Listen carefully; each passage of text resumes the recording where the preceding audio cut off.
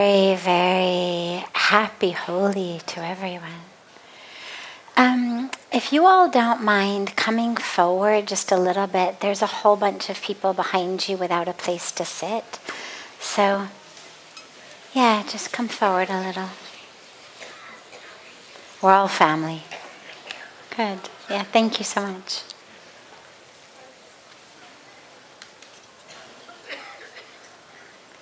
So today is the sacred day of Holi. And I thought I would begin before we take questions, just quickly for those of you, as there's so many who are not from India.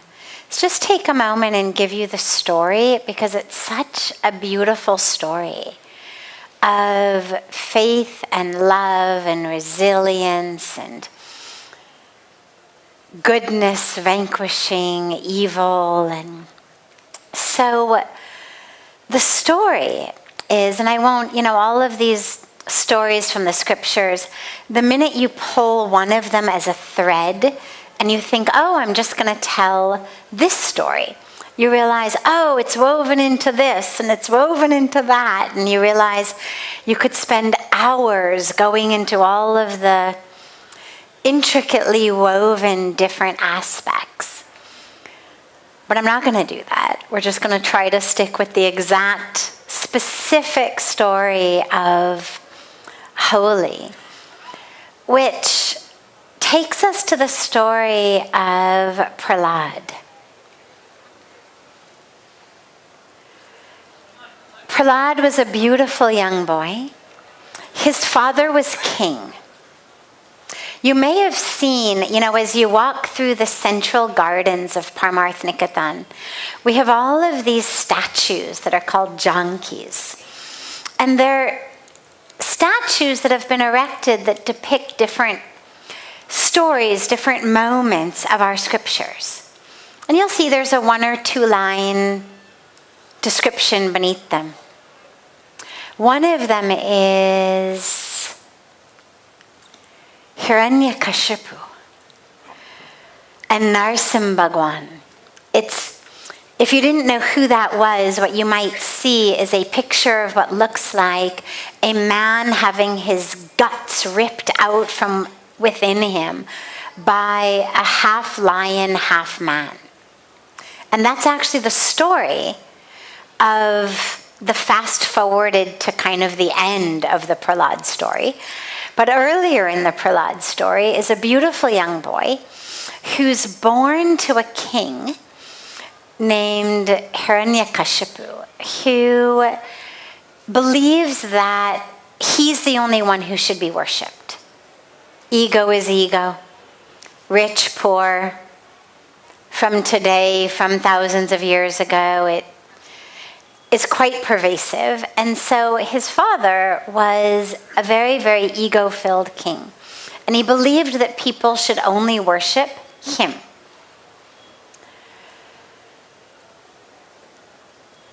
First, he had done a lot of sadhana, a lot of spiritual practice, aiming to get the boon from God that he would be immortal. But as I was saying last night in our discussion on anti-aging, mortality is part of the package of life. You can't not be mortal. If you're here in a human body, the package deal is mortality. You don't get to be immortal. You don't get to live forever. You don't get to reverse age.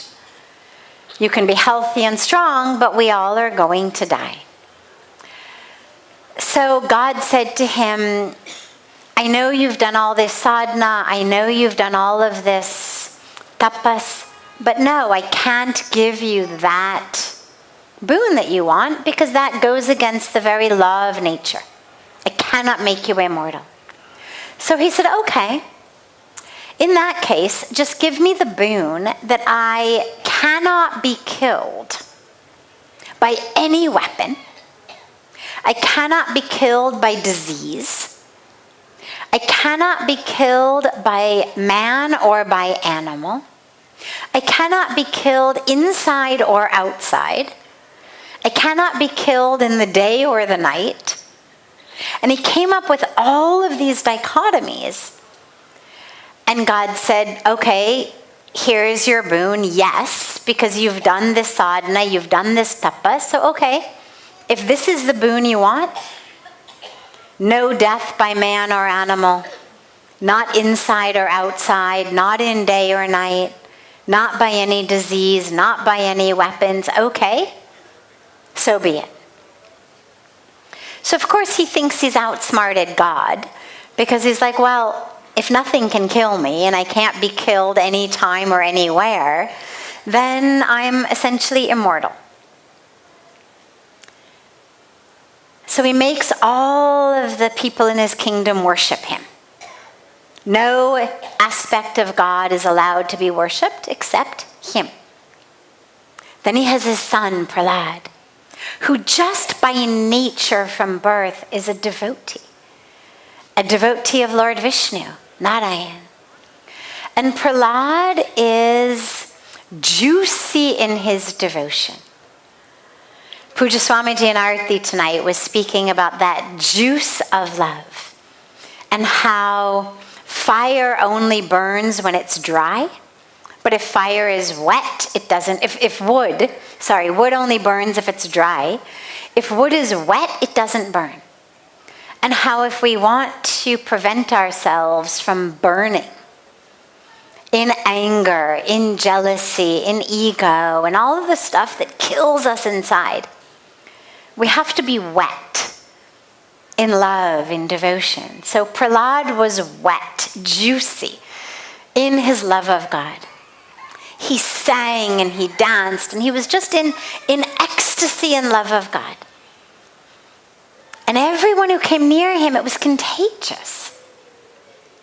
And so the father first began just by sending all of these teachers to try to convince him, like, no, don't worship Vishnu, worship your father. But at the end of the day, Prahlad's devotion was so contagious that his father would walk into his tuition sessions and he'd find not only Prahlad, but Prahlad and the teacher singing and dancing in love of God. Because that's what love is. Purity is, goodness is, it's contagious. So after the father realized that no teacher, no tutor, no nobody he sent to him could convince him otherwise, he finally decided, all right, I just have to kill him. This is what ego does to us. It blinds us. I mean, really? Kill your own son just because he won't worship you? He wasn't insulting his father. He wasn't being rude and obnoxious and disobedient. All he was doing was loving God with the purity of a devotee. He just was loving God. But ego is such a force that it causes such blinders on us. And we end up doing things that otherwise seem completely crazy. Killing your son? Just because he won't worship you, the child? But he was wrapped up in his own ego, blinded in his own ego. And so he decided to try to kill him. He tried so many things, drops him from a mountain, tries to drown him. Everything he tried, nothing worked. There's a beautiful line in the Bhagavad Gita where Bhagwan Krishna explains to Arjuna that he's always there, that he always protects his devotee. And the line, it's so beautiful, it says, Ananya sachintayanto mam, ye janaha parupasyate, tesham nitya bhayuktanam, yogakshemam vahamyam. That protection from the divine is always there. It always protects the devotee. So Prahlad was always protected. Finally, his father calls his sister, who's got just as impure of a heart as he does. And the sister has a boon. And the boon is that she has a shawl that cannot be burned by fire. And that if she's wearing the shawl, she cannot be burned by fire.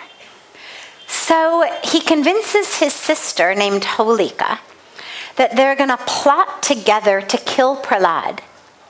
Because the sister is going to take Prahlad in her lap. She will wear the shawl. Then they will set a fire. She will be saved and Prahlad will die. But God is not quite so easily outsmarted and does not abandon his devotees quite so quickly. So Holika takes Prahlad in her lap. She's got the shawl on. They light the fire. And at that moment, a gust of wind comes and it blows the shawl off of Holika and onto Prahlad. She dies. He is saved. And this holiday of Holi begins where people burn an effigy of Holika, remembering when she burned in the fire. And it's a time of celebration of the vanquishing, as I was saying in the Arti, the vanquishing of evil by good, of darkness by light. But it's also an opportunity for us, again, as I said in the Arti, to really ask ourselves, like, is there any place where we are more like Holika than like Prahlad? All right, we may not be demonesses or demons, but is there anywhere where we've allowed ourselves to get blinded? Where our ego has gotten the better of us and it's prevented us from seeing? My nephew, my family, a young boy. Like, really? I'm going to kill him? Just because of my brother's ego? Any place that we've allowed ourselves to get kind of off track. And it's a beautiful night. It's the full moon. So it's a beautiful night to just offer that. Offer that. And come back into alignment. And of course, just to give you the end for those of you who don't know the story that goes with the statue in our gardens. At the end of the day, when that didn't work, the father decides, fine, I'm just going to have to kill him myself. And they find themselves in this final moment together in the palace. And the father is just about to try to kill Prahlad himself. And he says to him, where is your God now? Where is your God? Prahlad says he's everywhere. He says, well, if he's here, why isn't he protecting you? Like, I'm going to kill you and here you are alone. Where is your God? Is he here in the pillar? And he hits the pillar. And suddenly, this Narsim Bhagwan, half lion, half man form of Vishnu appears. And they're right on the threshold of the palace. So it's neither indoors nor outdoors. And it's just at dusk. It's not day or it's not night. And right there, he kills this evil king with his claws. So it's not a weapon, but it's the claws of the lion. And after he does that, he takes Prahlad in his lap. And he says essentially, I'm so sorry it took me so long to come to your rescue, but ask anything you want of me. Any boon, anything you want. You've been such a loyal, amazing, beautiful devotee. Ask me anything. And of course, first Prahlad says, just let that bhakti, that juice of love for you, flow through me lifetime after lifetime. And he says, of course, done, like nothing else could even happen. Ask something else. And Prahlad says essentially the same thing that divine beings of any religion, any tradition, any time have been saying for time immemorial, which is forgive them, because they know not what they do. And this is what Prahlad asked for his father. He said, just forgive him. Just forgive him. It echoes Jesus Christ on the cross. It echoes every incarnation, every divine being, every bringer of truth, of light, at any time, in any religion, in any language. You never hear of anyone say, yeah, yes, give it to them. It's always about forgiveness. He says, just forgive my father. Just forgive him. He didn't know. He didn't know. So it's also, even though that moment takes place after the holy incident, it's a beautiful moment also to just allow that grace of forgiveness to flow through us. We've all been injured, we've all been cheated or lied to or betrayed or harmed in some way. Chances are none of us have ever actually had our father try over and over again to kill us in a variety of ways, and then ultimately with his own hands, getting his own sister in. Chances are that's worse than what any of us has ever had to go through. And so we're given these lessons and these models to look at our own lives and to say, well, if Prahlad wants nothing more than forgiveness for that, who am I to hold on to this lie or this rude comment or this sort of mean act or this betrayal or that cheating? And we challenge ourselves to follow in their footsteps and forgive. So that's the story of Holi, and it has so many beautiful messages for us tonight that I wanted to just begin with that. And then we'll open it up to any questions that anyone here has. We have 2 microphones here. Yeah, come. Whichever microphone is closer to you. If you have a question, please just come up to the microphone. Oh, hi. So I've been struggling with kind of accepting that what's meant for me will find me, like that. What is meant by? What is meant for me will find me, like that. Just accepting that there is some divine notion that I need to believe in that will find me. Like uncertainty, I don't do well with uncertainty, and I don't know how to kind of overcome just letting go of the control that, there is a path for you, and if it's meant to you, it'll come to you. I don't understand that, and I don't know how to understand that. Okay, great. So first of all, there's most definitely a path for you. It's not an if. But you're right in that it's actually not a matter of just, it will come to you. It actually requires some effort on our part. The effort is in letting go of all of that blocks us from seeing what that is. There's 3 aspects of mind, and I won't go into too many details of it right here, but it's worth mentioning briefly that keep us from seeing the truth. There's an aspect of the mind, and you can think about it like a pond or a lake. If you want to be able to see your reflection, your true self, in the water. Well, there's 3 things that could prevent you from doing that. One is just the junk, right? The kind of grime that forms on the surface of the water.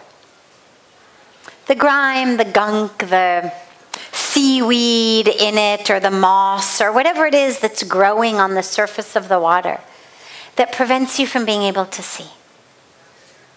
Then there's the waves in the water that prevent you from being able to see.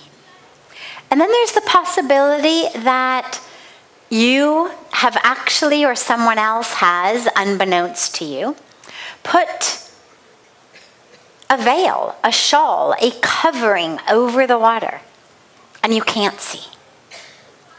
And those 3 properties are what happens in the mind. There's the junk in our mind. Ego, fear, lust, greed, ignorance, rag and dvesh, this desire and aversion, competition, all of the stuff that occupies our mind prevents us from seeing. Hi. Hi. How are you? Where are you going? Okay. Wonderful. Yeah, explore, no problem. She's welcome to explore. So, and then there's the waves in the mind. The waves, the just constant change, constant change. This is what yoga speaks to us about, is that yoga is that quiets the constant waves of the mind. And then there's the covering of the mind. What we call Maya, that veil, that ignorance, that illusion. And our spiritual practices are that which enable us to become free of these different 3 aspects. So yes, there's a path for you, but it's not going to just fall in your lap while you're scrolling Instagram.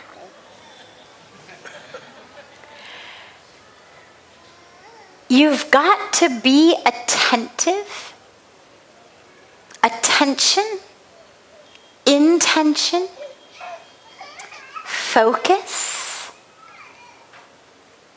a clearing away of the muck, a quieting. Because otherwise what happens is we cannot see that path. There's too much coming in.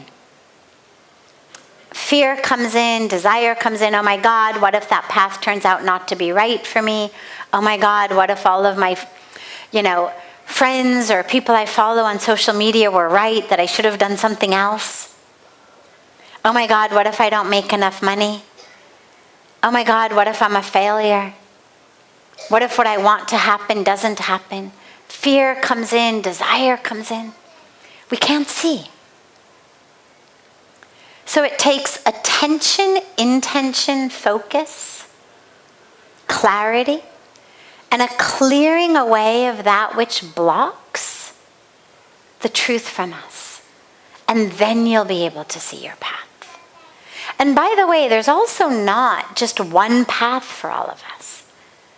There's different paths throughout our lives. It's not like everything is wrong. It's not like you open up Google Maps and the entire screen is all wrong way, wrong way, wrong way, except one little path that's right. It's not like that. There's almost an infinite number of right ways to go. Yeah, this way, that way, it's all right. Right?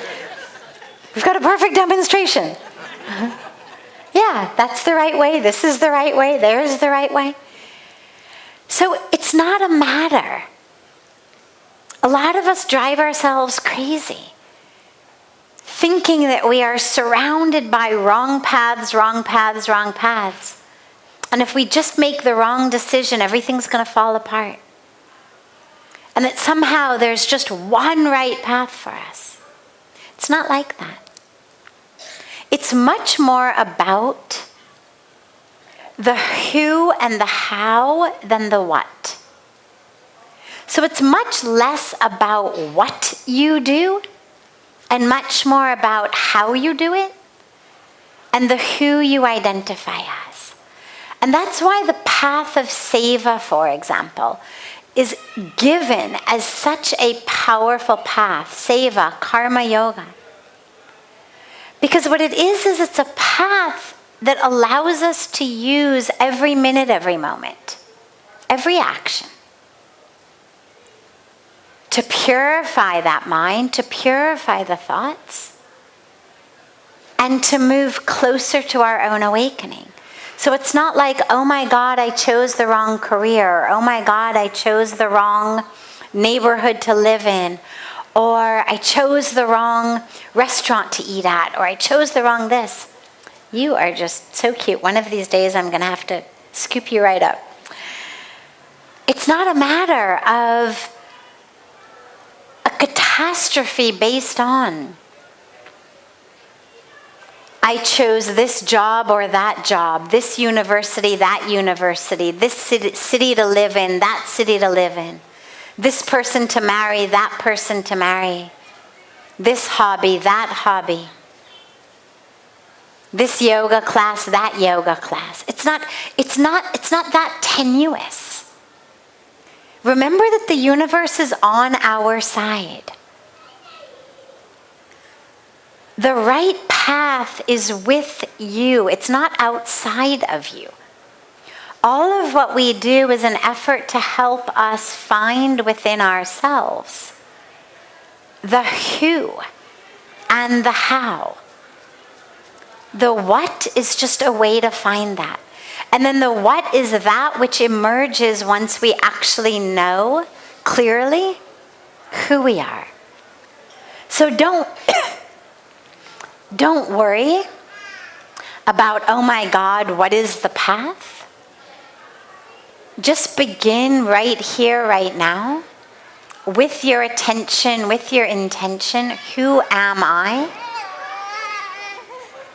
And share that in this moment, in whatever way this moment offers you the opportunity.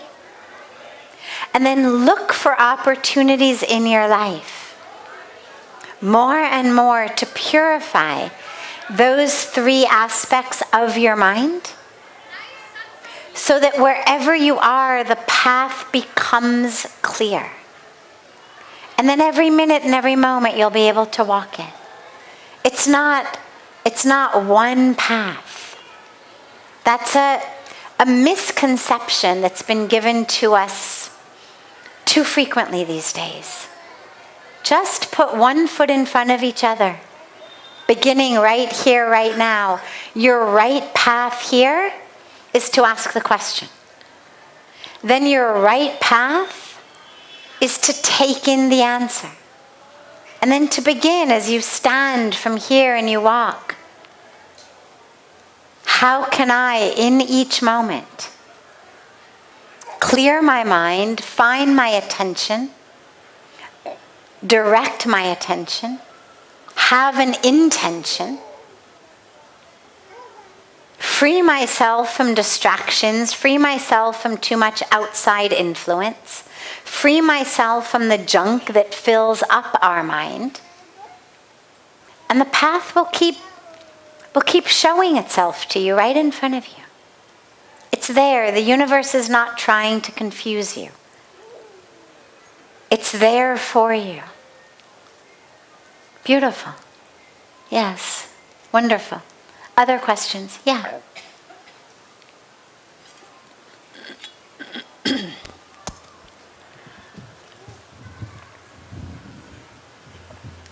Thank you. My question is two parts. So the first one is I had some spiritual experiences in my life, which was very meaningful to me. And a lot of them has been when I was traveling to a retreat or a pilgrimage, something like this. And when I come back home, I always feel like it's so difficult to explain to people what I experienced. And I'm also struggling with is it right of me to share?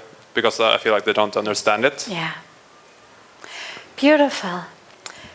You know, when we have really powerful spiritual experiences, whether we have them because we're traveling or we have them just sitting in our meditation, we want to share them. We want people who know us, who love us, to understand. And it's so hard because they don't. When we've had powerful spiritual experiences, it's so easy to forget that other people have not had them, and that their vision is exactly the way that it's always been. And as you try to share them, what happens is you get frustrated. You try to put words on experiences that don't have words. People don't understand, and then they think maybe you're a little not right in the head. And then you feel like they think you're a little not right in the head, so then you try to explain it more and more and more and more. My suggestion would be not to try to explain it. Spirituality is a fragrance. People will recognize it, they'll feel it, they'll notice it. And those who are attuned, who are open, not everyone. You know, it's like there's certain frequencies that only certain species can hear. Like they have these dog whistles. You can blow a whistle. Humans can't hear it, but the dog can. People who are very young can hear higher frequencies than people who are older. There's an attunement to a spiritual frequency that as we do spiritual work, as we open, we start to get attuned. You start to feel it and notice, and it's how we recognize each other. It's how we recognize, oh yeah, you feel it. Those who are attuned will find their way to you, and they will want to know. And you will feel that attunement. And as you start to share, you'll feel that they understand. That you don't have to use so many words. You don't have to justify and over-explain. Really what they want is not the words, but they want the energy transmission. You know, it's like a dog goes swimming in the water. And when the dog comes out of the water, and what does the dog do? Right? And it sprays that water on everybody around. I feel sometimes like all I want to do, like you don't always feel like you have the words, but that if I could just be like a dog and be able to go like this and to just have that experience, you know, spray onto everyone around, the way that a dog makes everyone wet when they've gotten out of the water, whether you want to get wet or not. And that's what people are really looking for, is that touch. So you'll feel it, they'll feel it. But reserve it for them. Don't try to speak in a frequency to people who can't hear it. It's like blowing a dog whistle to humans. You can blow all you want, and we're just going to sit there going, like, so what? I don't hear anything. What is it? Don't dissipate your energy. Don't cheapen the experience. And don't justify yourself. To those who can't hear it, it doesn't mean that they're not good people. It just means that they're not attuned to that frequency. Connect with them on a different level. Talk to them about, music or flowers or good food, or whatever else it is that you can connect with them on that level. And don't try to explain something that they're not open to understanding. Yeah, and love them anyway.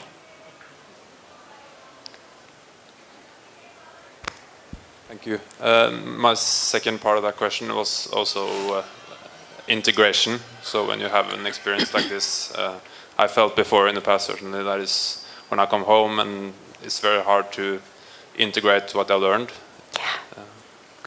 So integration happens layer by layer. It's never, as far as I know, a one-time thing. It's not, oh, you have a powerful spiritual experience, then you integrate, boom, done. You have an experience, you integrate, then you have another experience, you integrate. We're constantly being shaped by these experiences. But my suggestion to you would be that you do as much integration as you can before you go home. Don't wait till you get home to integrate. It's going to be much harder. If it means you take an extra few days before you go back, or if it means that you go somewhere else for a day or 2 or 3, kind of in between the travel and back to the other world, try to do as much of that integration as you can before you jump back into the other world. Because it's going to come at you as though you were the former unintegrated self who hadn't had those experiences. And it's going to be enough of a challenge to maintain the integration. But don't try to do the integration there. Do the integration as much as you can here, and then as you go back, challenges will arise. You'll realize, I guess I'm not quite done yet. Something will happen at work, at home, with your relationships, with your family. And you'll realize, I guess there's more integration to be done.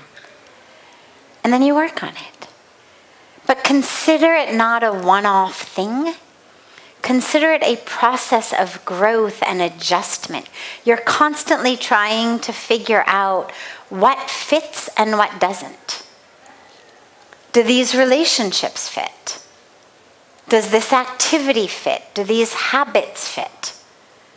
Does this place fit? And with each powerful spiritual experience, inevitably there will be a shedding of things that no longer fit. Sometimes it's relationships, sometimes it's jobs, sometimes it's habits.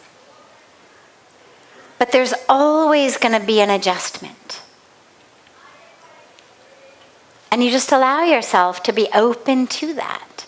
In the same way that every time our body changes, we grow, we gain weight, we lose weight. Well, we're constantly having to kind of adjust our clothes. Take them in, let them out, hem them. Take out the hems, Hopefully you're not buying too many clothes, but we have to constantly keep adjusting them as the body changes. And the same thing is true with the rest of our life. It takes adjustment as we grow and expand spiritually. And it's a continual process. And just allow it. Recognize it's difficult. Allow it. If it means that you need to take a day away, just do that. Find some place that's not your home environment, but isn't all the way across the world. Somewhere nearby, go away for a weekend, go away for a day. And just create some quiet space for yourself to really reintegrate. Beautiful. Yeah. We'll take this as the last question tonight. Yeah, so my question is, we set goals And before the success, we get a lot of failures. So for those failures, how to be content and satisfied? So we set goals, and before we get the goals, we get a lot of, I'm sorry? Failures. Great. So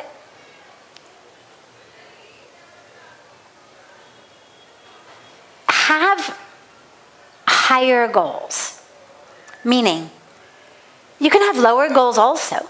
Maybe I have a goal that I'm going to be able to run a mile in 6 minutes, okay? Probably not a really reasonable goal, but let's say that I make that my goal. I'm going to run a mile in 6 minutes. Well, every day I go out to run and it's 15 minutes, then I get it down to 12 minutes, and then I get it to 11 minutes, and I just can't break 11 minutes. Well, that's still basically double my goal. Failure after failure. I'm not saying change the lower goal. Hold it. That's great. Whether it's in a career level, whether it's in an artistic, creative level, whether it's in a relationship level, whether it's on a spiritual level. I'm going to spend this much time every day meditating. I'm going to do this many malas of my mantra every day. I'm going to attend satsang this many times a month, or go to kathas this many times a month. But also hold a higher goal. The higher goal being every day, I'm going to get closer to God. Whether I run the mile or not. Whether I get the job or not. Whether I lose the weight or not. Whether I paint the picture or not, or sell the painting that I painted. Whether I get up to meditate or not, my higher goal is a goal that every day I'm going to get closer to God. Which means every moment that I berate myself and say, oh my God, you're awful, you're worthless, you're stupid, you're lazy, you're irresponsible, you can't do this, you can't do that, you're no good. Well, that's pulled me away from my higher goal.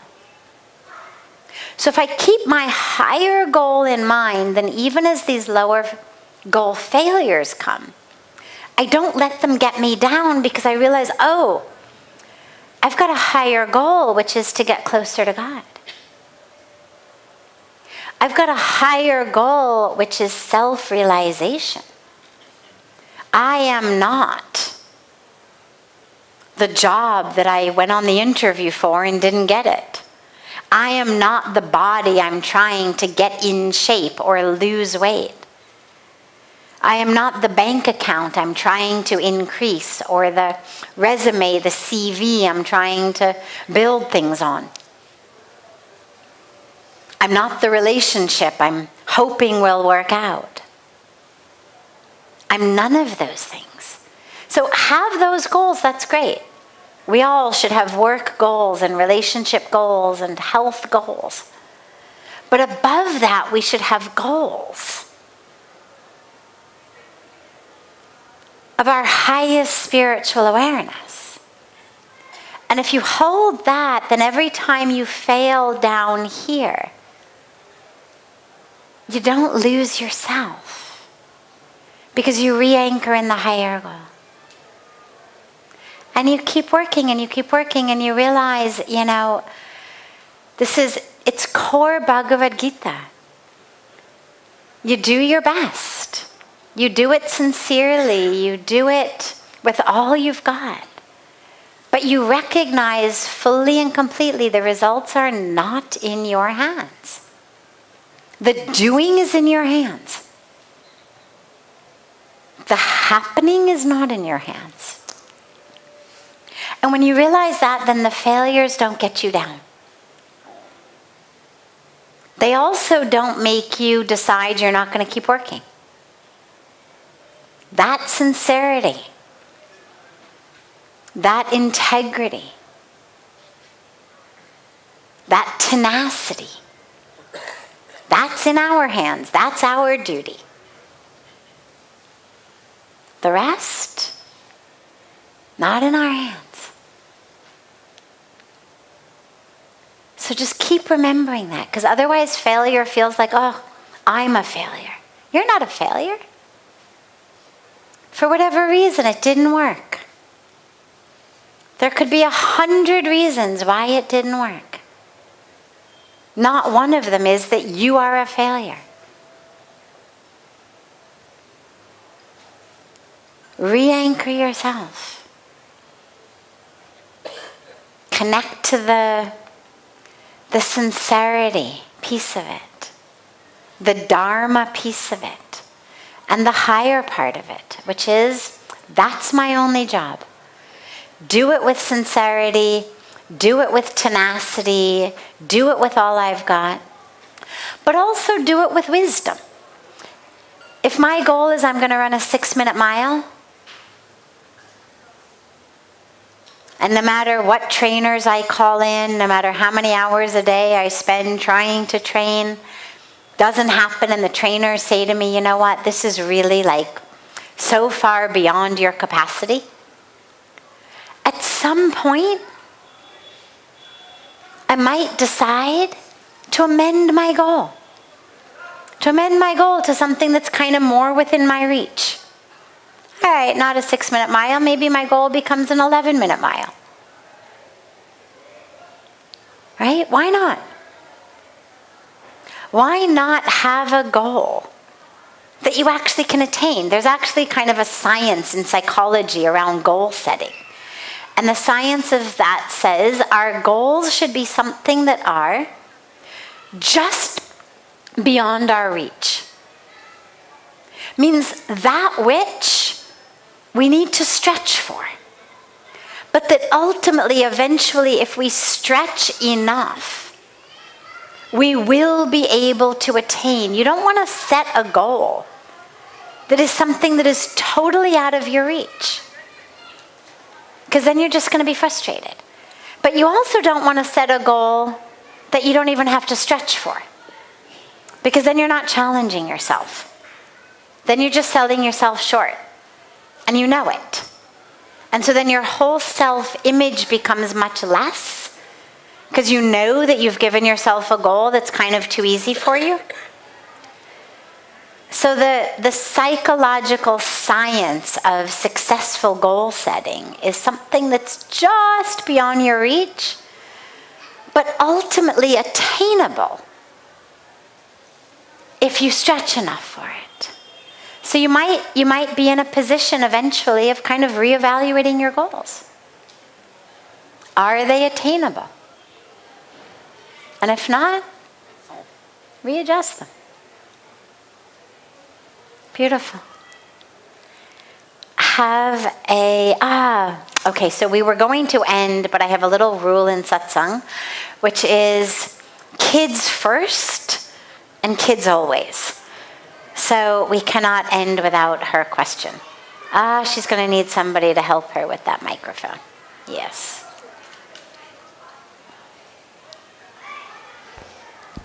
Hello, good evening. So my question for the day is, Can you speak really loud? Can you hear me? Well, I can hear you perfectly. Yes. Okay, so my question is that people say that marks are not important in life, but when we get the results, they're like, oh my God, how much did you get? Don't you think that is a little low? You should have worked hard. So why do people care of what we do, and why do we care what people think about us? Come here. What is your name? Vania.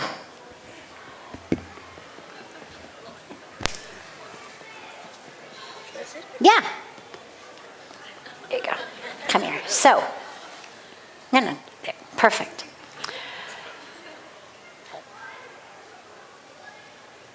You care about your marks because they seem to be a statement about how good you are, right? when you get good marks, how do you feel? Really good. Really good, right? And you feel really good because you think that that mark is telling you how you are. You get an A and you feel like, I am good, right? And when you get a bad, काम करेगा भैया, इनको वो cordless mic देना. And when you get a low mark, then you feel like you're maybe not so good, right? But let me ask you something. Who makes the exams? A teacher. Teacher. And is the teacher human? Yes.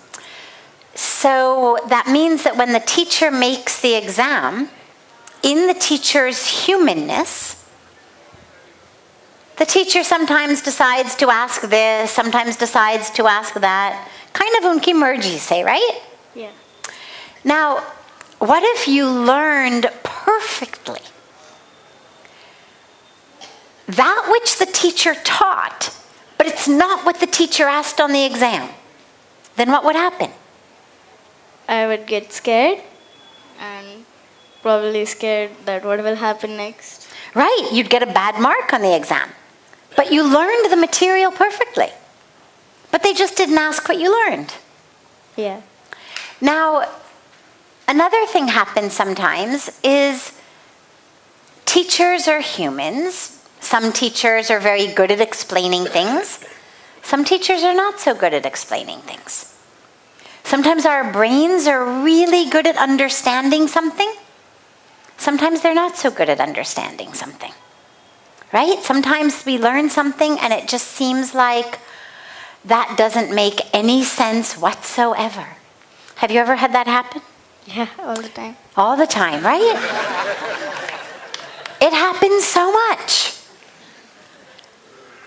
Now, I'll tell you a story. I remember in my physics class when I was in school, physics was one of those things that just didn't make sense to me. And there was a question on the exam that said something like, if a 30 kilogram girl wants to jump out of her window on the second story of her house, and she has a rope that can only hold 20 kilograms, what should she do?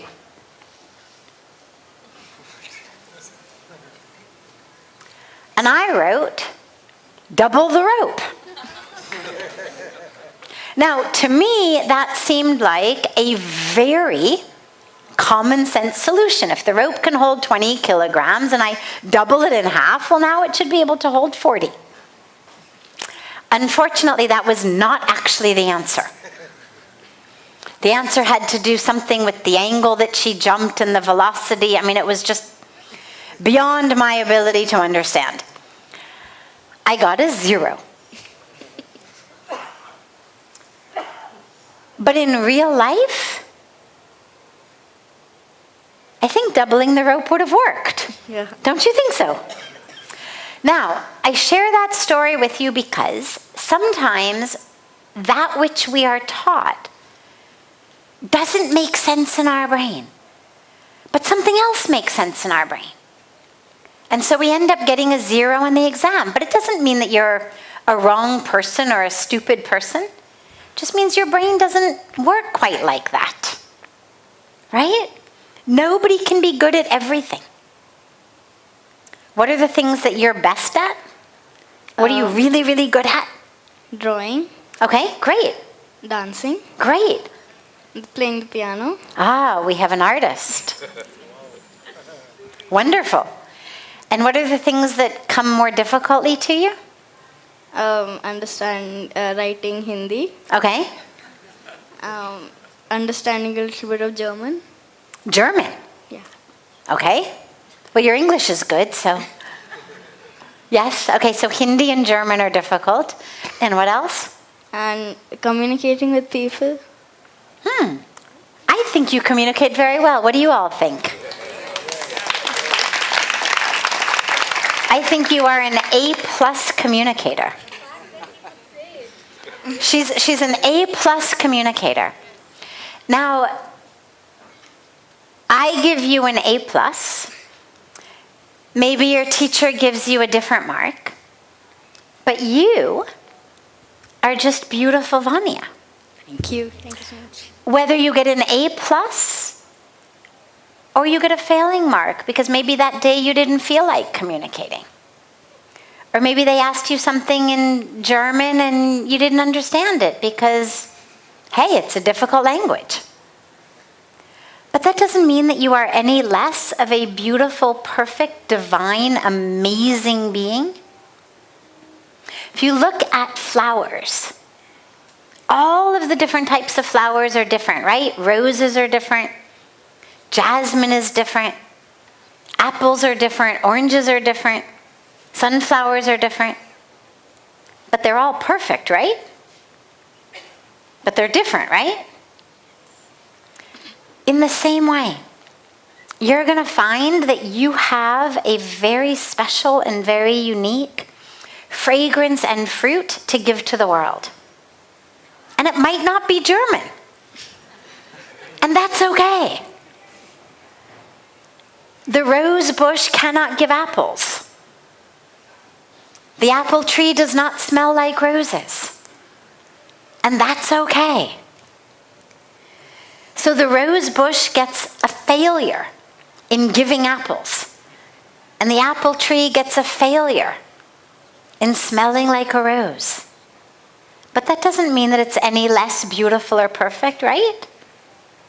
So try German as much as you can. Simply the act of trying is very, very good for you. It makes your brain as a muscle strong. So keep trying.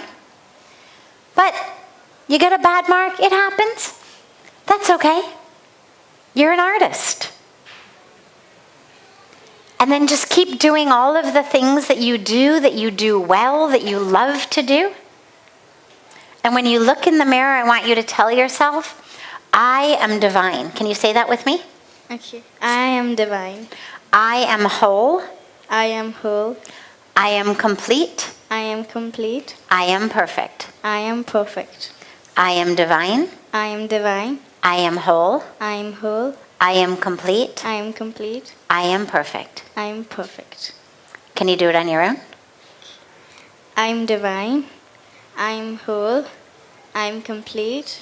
I am perfect. Beautiful. That is your mantra, okay? Thank you. Thank you so much.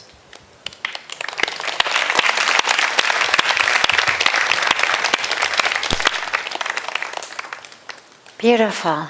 So, just before we close, we have a very special birthday to celebrate.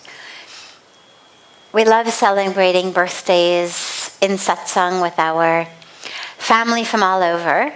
And our beautiful brother, Rohan, who's here at Parmarth in beautiful, beautiful, beautiful seva in so many ways and so many facets, and is just such a beautiful channel of love, of care, of service, of offering of self. And it's his birthday, which means we get to celebrate him. And so in satsang, the way that I love to celebrate birthdays is that we sing happy birthday together. We can begin with English, since it's probably the one that the largest number of people know. And then we'll sing happy birthday in whatever language any of you know. So, do you speak French? Do you speak Spanish? Do you speak Portuguese? Do you speak Russian? Do you speak Hebrew? Do you speak any language? And if you do, this is your moment. So we'll ask, in the meantime that we sing together in English, everyone who's got a language other than English to find your way to one of these two microphones, and we'll take you one by one in singing happy birthday in as many languages as we have. So why don't you stand so everyone can see you. Before we sing to him, I'll tell you a beautiful story. So my mom, who many of you may know, had a very, very tragic and devastating stroke, a cerebral hemorrhage, just 3 years ago, has been living here with me for the last 2.5 years. She has very, very, very severe brain damage, but has been, by God's grace, doing much, much, much better. And one of the things that Rohan does that's so beautiful is he goes up and he spends time talking to my mom. And she loves chatting with Rohan. She calls him her buddy. And just last night, as I was saying goodnight to her, I said, have a wonderful night's sleep. And she was not in a very chatty mood. She wasn't speaking much in the night. And I said, have a wonderful night, Mom. And she smiled, but she didn't say anything. And I said, have beautiful, sweet dreams. She smiled, but didn't say anything. And I said, what are you going to dream about, Mom? And she says, Rohan. So he has gotten himself so deeply into my mom's heart that even in her moments of not speaking, she has him there in her heart, which is so, so beautiful. And let's sing happy birthday together in English and then in all of our other languages. Happy birthday to you. Happy birthday to you. Happy birthday, dear Rohan. Happy birthday to you.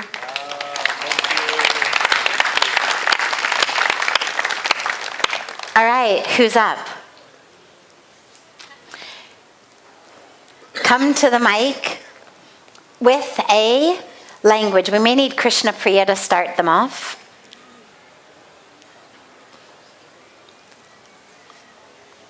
And by the way, if you cannot sing, do not worry. This is the first moment singing into a microphone for almost everyone who's ever done this before. So do not worry. Yes. So in Dutch, in Nederlands. Oh, I can't. Lang zal je leven, lang zal je leven, lang zal je leven in de gloria, in de gloria, in the gloria. And then we have to go, hippity pip, hurrah, hippity pip, hurrah, hippity pip, hurrah.